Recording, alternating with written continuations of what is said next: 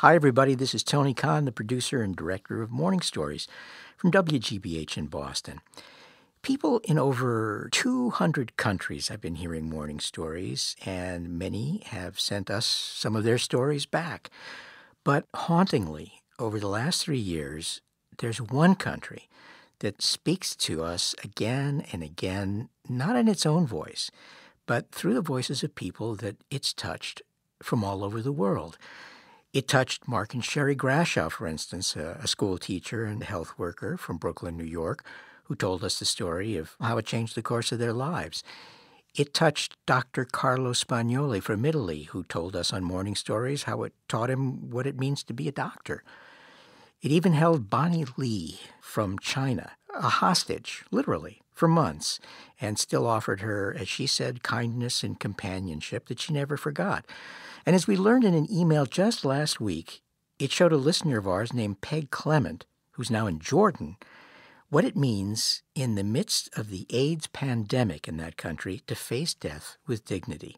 Well, the country is Zimbabwe, and the story that Peg tells us is about a man who knew how to help and how to ask for help as his time ran out. Today's morning story, his name was Cosmos.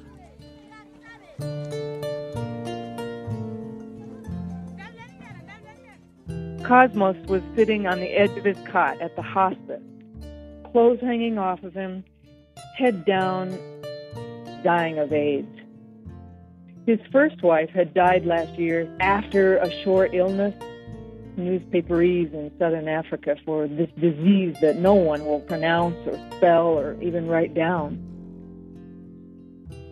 He also had lost one daughter to unknown causes. 3 children remained from his first marriage, 10, 11, and 13, not currently in school. Cosmos told my friend Ann that he had 3 last wishes. He wanted to know if she could help. The first wish was to make sure his children got back into school. They would be losing their father soon, and their new mother would be unable to care for them financially. He wanted them to become wards of the state. Can you see to that? Cosmos' second wish was that his children could meet his grandmother. He said he would take them on a bus with some savings, if he had the strength, to ensure that she could pass on family lore and tradition to the kids. Finally, Cosmos wanted a job just long enough to be able to earn the money to pay for his own funeral. The coffin, the meal his family should provide the mourners, and cemetery plot, about $8 in all. Ann managed to get his 3 kids enrolled in school in record time, probably because she was a white woman with enough persistence and gall to keep returning to the ministry with explanations and pleas.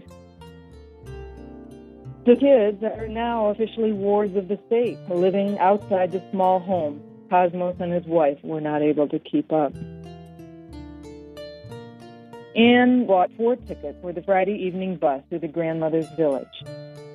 Jammed up in his seat by the crush of his kids and dozens of other travelers, Cosmos managed a wan smile out of the window at his benefactor. And off they went.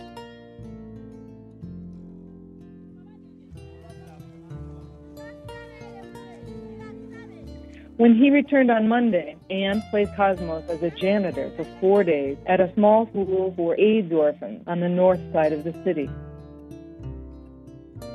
He spent 1 hour on the bus going, another hour sweeping out the classroom, and another hour returning to the hospice, which took every ounce of his remaining strength.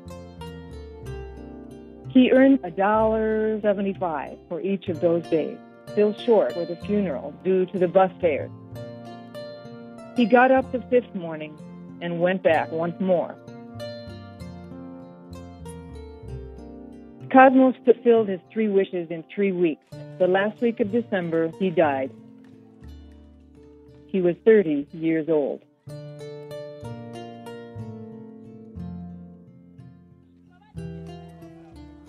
Ann told me that 2 minutes after he was born, Cosmos' mother gave birth to a twin. Maybe because there was so little left to give, he was named Osmos without the C. No one knows what has become of him.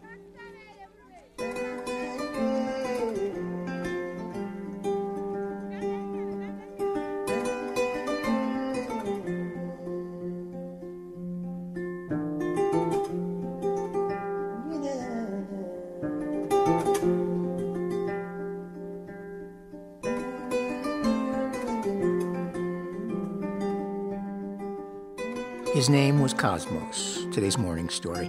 I'm here in the studio with Gary Mott. Heartbreaking whenever you hear a 30-year-old dying. The number of years that defines a generation. If you want to figure out how many generations have passed, divide by 30. You've got the society collapsing with the grandchildren and the grandparents having to take care of each other. In many cases, it's the children taking care of the children. Peg also gave me another detail that I didn't put in the story, but that she told me in a conversation that we had over the phone about how she really began to understand that AIDS in Zimbabwe was for real. People took down the road signs, the metal street signs, to use as handles on the coffins. So nobody could find their way around. There was no more street signs anywhere in any of the neighborhoods. I met this guy who was a painter, and what he had decided to do was paint the names of the street in white paint on the pavement so that at least people could see what street they were on. Anne, who is this person? She did a lot of volunteering there, just a lot. When she first came, she was a little lost as to how to be helpful in the country. The more she got into this, the more townships she went to, the more orphanages. She did teaching. She worked with AIDS grandmothers who were taking care of the grandchildren. She tried to hold hands and hold orphans, and just very, very compassionate words, as any dying person would need, I think. You know, there were tons and tons of big-hearted people who arrived at the borders and at the airports to come and try to help. We became a bit of a smaller global village by working alongside and going to the funerals. And, you know, maybe it's good for the Americans and French and Japanese and all these people that came in to help to have held these people. Yeah, maybe that's the good of it. In the Peace Corps, I was ready to change the whole world wherever I went, but now I'm in my 50s. I count my successes one person at a time now. Yeah. That image, just holding these people as something that makes them a part of your life for good. That's something I think we in America, we don't touch each other. You know, in the workplace, I would love for someone to just come up and grab my shoulder and, you know, say, "How you doing, Gare?" Or, "Gare, that file is waiting for you on that thing." Or "Wake up, Gare." You're drooling on your keyboard. I hope the people whose stories we've told from Zimbabwe, sort of in the same neighborhood with each other, get in touch with each other. I suspect they will. We've been seeing that in our transcript project. Absolutely. We now have over 9 people from around the world, and they have formed a community. They can't wait for more people to join, but the people who are already there are in touch with each other in a way that just is absolutely reassuring. And the transcripts provide a whole nother dimension to these stories. You were looking back at some old transcripts of some older stories, and it's amazing how much we've forgotten. WGBH.org/morningstories. We've been furiously plopping these transcripts up there, but believe me, the prolificancy, is that a word? It is now. The prolificity. From Liz and Bev and Georgia and all the other volunteers. David. It's tremendous. Find out more about our transcript project by emailing Liz directly. Transcripts_Liz@bellsouth.net. Right. And you know where to find us. We'll be back soon with another morning story. Take care.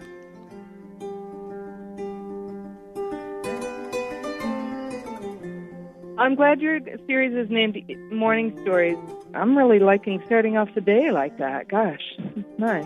You know what I'm worried about, Tony, is that I only have about 7 or 8 more left in my podcast, and then I'm going to be out of them. Is there a store of them anywhere else where I can get some more? I think I only have about 15. There are about 160 of them. Woohoo! That is the most beautiful sound I think I've heard all month.